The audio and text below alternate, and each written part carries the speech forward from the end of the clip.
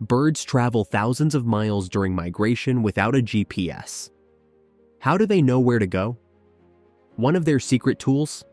Earth's magnetic field. Birds have special cells in their brains that help them sense magnetic directions, like an internal compass. They also use the sun and stars as guides.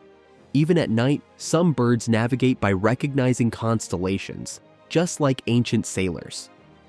And for shorter trips, they rely on memory and familiar landmarks like mountains and rivers to find their way back home.